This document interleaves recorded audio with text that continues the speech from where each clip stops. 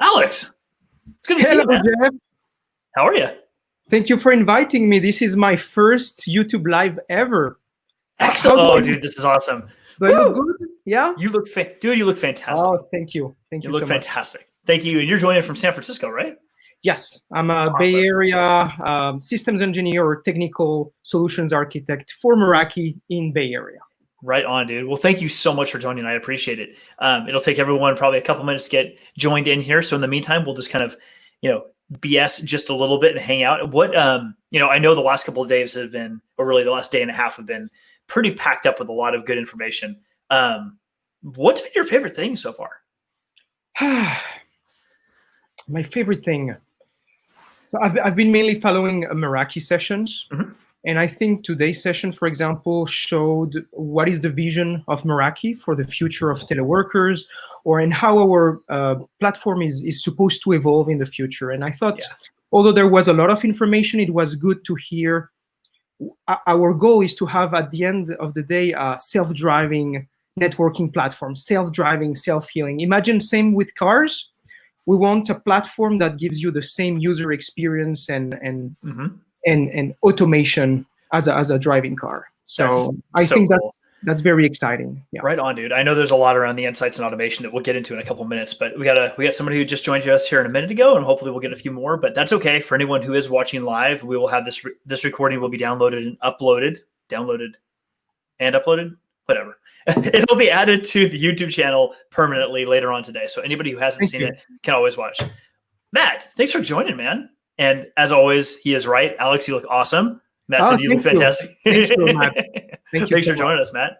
Hey, Raj. Thanks for coming in, Raj. It's good to see you too. Awesome. Right on. Love it. Well, I did this with my last on the last one, so I'm going to do this with you again too, because I think it's awesome and it's super cheesy and meta, and I want to get more stuff out on Twitter. So you and me are gonna take a little virtual selfie here. It'll be fun and silly, and we're gonna big smile to wave. Perfect. Thank you. Awesome, dude. I am so excited. Well, hey, listen, let's dive right in. So the session. Let me move this back here. Perfect. So the session that we're talking about today is the future of the digital workplace as it's powered by Meraki. But before we get too much into the details of the session and like key takeaways, something I really wanted to talk to you, kind of set the stage for everyone watching, that I really wanted to talk to you about is, you've been at Meraki for a while now, and you've been in the industry doing wireless and other sort of cloud native things prior to even coming to Cisco Meraki. And as we've rolled through COVID, it's become pretty apparent, I think, to everybody that most businesses were simply not prepared for how agile or flexible or whatever other adjective you want to use. They just weren't ready for what happened. So I guess before today's session, prior to this, how had you viewed what customers were doing, and how a company like a platform, and I do emphasize platform, not product, but platform like Meraki could actually help in times like this? Yeah. So I really honestly feel that there is two types of customers in business: the ones that have adopted, early adopters of cloud. And because when you think about it, cloud is what makes you very resilient to this type of situations, such as COVID, right? You can distribute your environments, you don't need people on site. And I've definitely seen in the past 4 months, the customers that have been having cloud applications and using cloud technologies have been the most resilient by far to face this COVID situation. So cloud is an enabler for resiliency and security in these type of scenarios. Yes, that makes a ton of sense. Would you mind kind of expanding a little bit from your perspective on how it is that a cloud native platform like, and I'm emphasizing platform because here at Cisco, I think most of us have realized that Meraki, as a key example of this, is not product. It's there are pieces of hardware you may need to buy because, of course, you might need a switch or a router or a firewall or whatever it happens to be. But it's the platform, as dashboard, as Meraki calls it. But it's the platform that enables those things. And I think that's the correlation in your words between. I'd love to hear in your words the correlation between Meraki dashboard or platform and the cloud. Like, how do you see those two things as one and the same? Okay, so first, Meraki's business is simplicity and cloud managed networking. And so what this means is your management plane is hosted in the cloud, in data centers, and it's completely decorrelated from the hardware. And what this architecture works is that the hardware just needs to be plugged in your environment. And because it's natively connected to the cloud, as soon as he gets an IP address, he fetches his configuration from the cloud, and you have a way to provision, configure, troubleshoot devices that you have never touched in your life. And it's huge too, because it's from a tactical perspective for those people who are typically the feet on the street. Here's an example. I worked for a credit union before I came to Cisco for a number of years, and we had branches. I live here in the Bay Area too. I live in the East Bay, and I worked at this credit union that was in the North Bay, and we had branches all over the Bay Area, probably 20 of them at the time, something like that. And one of them happened. I lived in the North Bay, about an hour north of San Francisco, and we had a branch or two branches in San Francisco. Well, in order to go down there and do a simple thing like a switch upgrade, when I first came on, we had to buy and replace very old access switching. Well, in order to do that, I had to find somebody who had the keys and the building security codes and permissions to drive me to San Francisco to physically get into a space after hours, so it didn't interrupt branch operations. So we're there at like 10 o'clock at night, had all the special security codes, had to call these financial systems in advance because if certain machines didn't call home and blah, blah, blah. And it made it such a huge pain to replace literally one switch for like 10 ports that they use. And you bring up a really good point. Like you take all that headache and, some of that still has to be accounted for, but the ability to just simply drop ship something to the site and a person on site could put in two screws and plug in a couple cables. And done. Yeah. The only requirement is access to the internet, so they can fetch their configurations and actually also report back, because this managed platform doesn't work on a single way. It's not just you that manage the device. It's also the device that is sending you statistics, and you're able to see what's going on, enforce different types of policies, and automate that through APIs thanks to the cloud. So that's the benefits of having a cloud managed networking solution. And overall, again, cloud decorrelates the hardware and the physical. That's it. It makes total sense. Well, listen, let's take a quick break. And so I want to get into some of the details of some of the session notes and kind of dive into that a little bit. Before we do, I know we've got about 4 folks watching right now. And thank you for Matt and Raj for chiming in. If anybody else has any questions or input, definitely throw them into the chat. We're watching that. We'll absolutely answer that. And for anybody who's watching this later on, you can still add comments and we'll still get back to you later on. It's no big deal. But I would love to hear from the folks watching right now. If you've caught any of our other live streams, or if you've caught, I'm hoping, a lot of the other content at Cisco Live, especially as it relates to how the cloud is a flexible platform. I'd love to hear some comments from people in the chat about how you've seen that impact your own business or businesses you work around. So definitely throw those sorts of things in the chat, and we'll have a good conversation about that. So Alex, back on the future of the digital workspace, because that's really what this session was about. And I know that's a very broad subject because it's not any one thing to any one company. One of the guest speakers, Amala, I think it was Amala, I think that's how you pronounce her name. She gave an example of a particular bank that Meraki helped out with. And I'd love to have kind of like your perspective on how, I got in a little bit by talking about a credit union. Banks are set up very similarly, regardless of the exact business model. They're set up very similarly. I'd love to hear from you, sort of in your experience with several of the customers in the North Bay, financial institutions, or even retail for that matter, because they're very similar in some respects.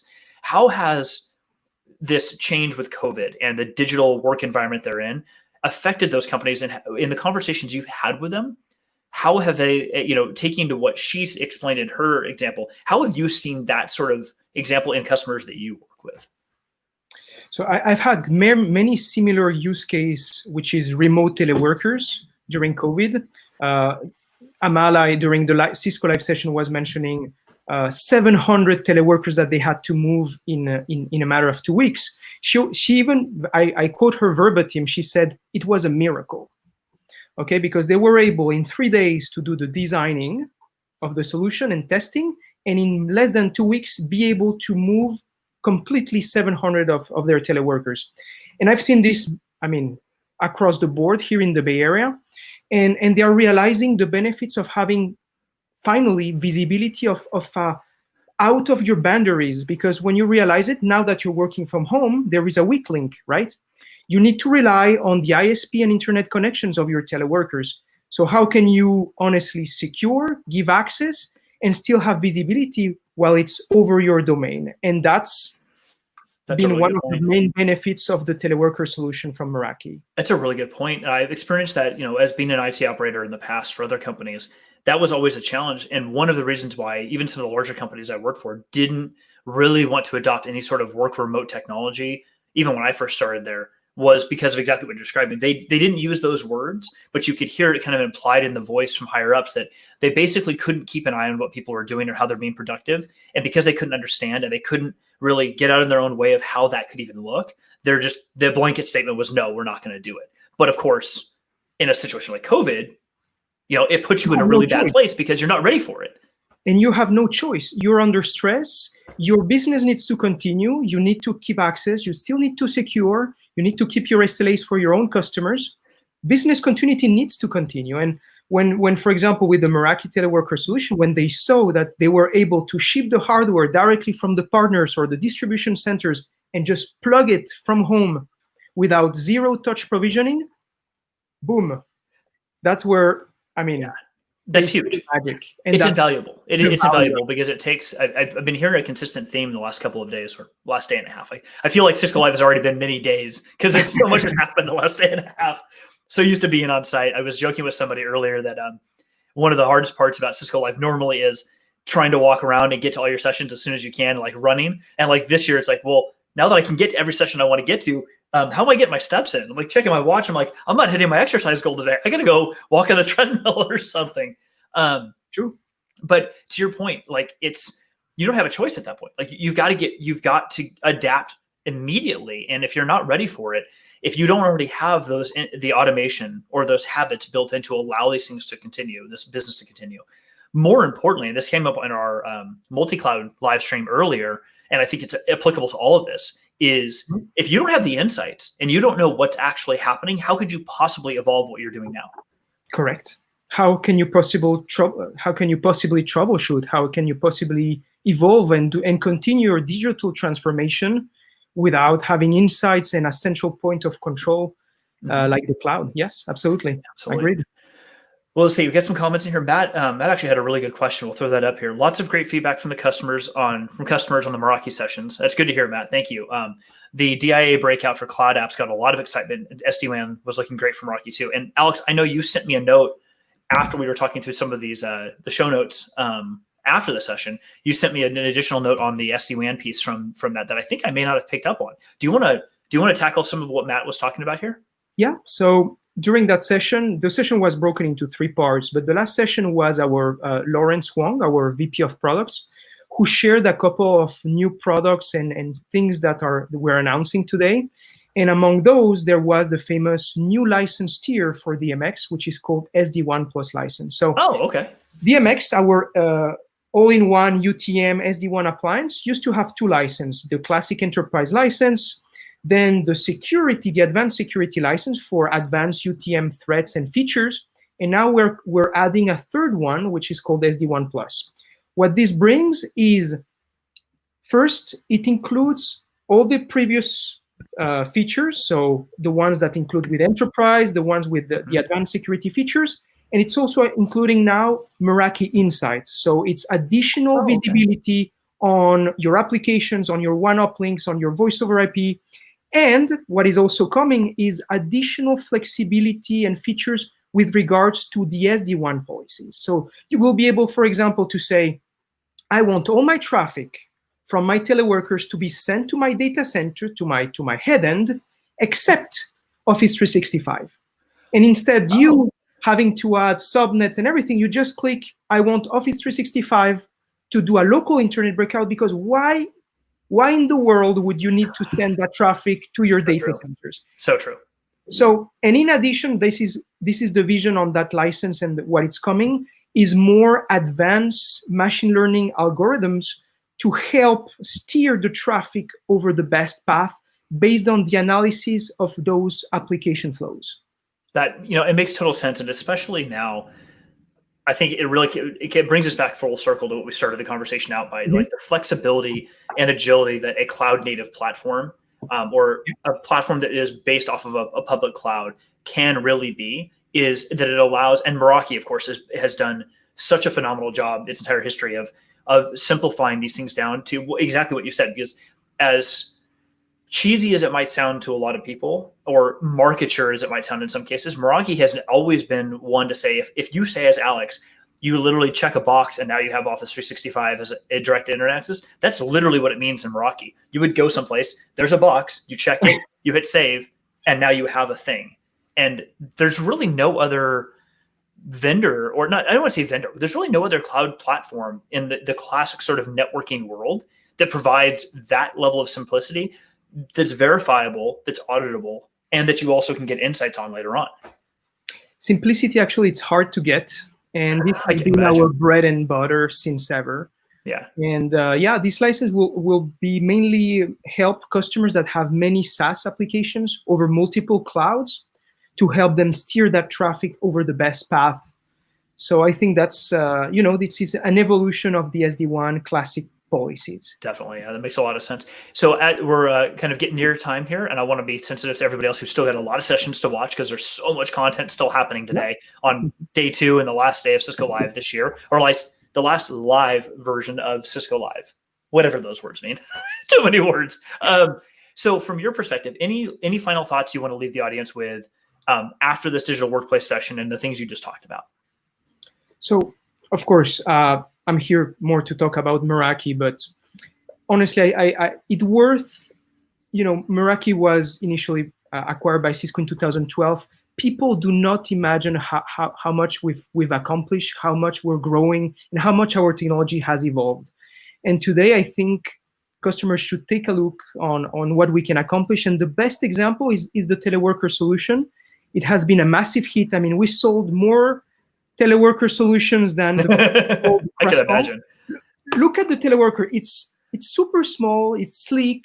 That thing isn't pretty. It I like it, Jeff. And it's like this slick black box. It looks very geeky. I love it. and sometimes small things can be very cute. Okay, so really take a look at the power of cloud managed networking. I think it's honestly the future. Having cloud managed visibility, troubleshooting, not having to send anyone on site, as you mentioned at the beginning of the live, is what I think is incredible, without, of course, compromising security. Absolutely. Alex, thank you so much. I know, this couple days has been a whirlwind. Today has also been that way, but I think everything that you talked about and what came up in the session, I think reinforces. I know it reinforces it for me. But as we're talking to customers more and more, I know that the vision and the future being tomorrow, next week, next month, 6 months, et cetera, is all going to be based around how quickly companies and organizations and communities can adapt to a change when it happens, because we're not likely to see these sorts of pandemic and other sorts of changes where it requires a business to be a super agile, like on a dime. We're not likely to see that slow down anytime soon. I think this is going to be, we're even hearing this from all the scientific authorities saying that these sorts of things are likely to continue to happen on a much more frequent basis in the near future. And whether it be something like you said, whether it be something like a pandemic or some other industry trend or a security issue or something else that happens where, we have to just boom, do something, having the flexibility. And I think one thing that organizations can really focus on, and it's a hard thing to do, especially for people like individuals like you and I who have possibly worked there, there's such a history of doing things the way that we've always done them that it can feel really, really disruptive and painful to kind of let go of a lot of that. I've met a lot of people with big names, big, title certifications that are like, I want my command line. And you start to realize very quickly that in this new world, we've talked to a couple of customers recently who are like, look, we are going to do this other thing. If you come in here as a vendor like Cisco and try to sell us on a piece of hardware, we're not going to talk to you anymore, because that is not what we need. That's becoming a commodity for them. And if all of the people who work for them, if the only value they provide or they state out loud that they provide is a cert to type, to hammer away on this little white thing, on this little thing right here with keys and type commands, if that's your only value, you don't have a value anymore. And I don't want to like overstate that, but I think that's reality. Like your value add is way beyond that. 100%. You need your as an engineer, your value add is to really solve problems, not to hijack a couple command lines or protect your job. There is many more challenges to face that you need to take care of. And agility and speed. And again, I think cloud is what is bringing all this together for faster. Couldn't agree more. Yeah. Alex, thank you so much for joining. I really appreciate it. Have a great rest of your Cisco Live, and we'll talk real soon. Thank you very much for inviting me, Jeff. Absolutely. Everyone else who's still on the live, if you're watching this later on, even though this stream is stopping and this is the last live stream that we're going to be doing as part of Cisco Live, there's still so much content going on the rest of today, the closing ceremony tonight. And then don't forget, I've said it a few times, but tomorrow is DevNet Day. So if you have not signed up for that, go over to developer.cisco.com, get registered for free, just like Cisco Live. All kinds of amazing DevNet content happening tomorrow. And then we've got another live stream that we're going to be hosting next week. As a wrap up for Cisco Live. I have a panel of folks who have volunteered to jump on and talk to you all about their takeaways and really interesting things. So still more to come. Enjoy the rest of your Cisco Live. Place any comments down below in this video if you have any questions or you want to have some more input. Hit subscribe if you want to keep up on more videos that we're releasing here soon. We've got a lot in the hopper, and hope you have a great rest of your day. We'll talk to you guys really soon.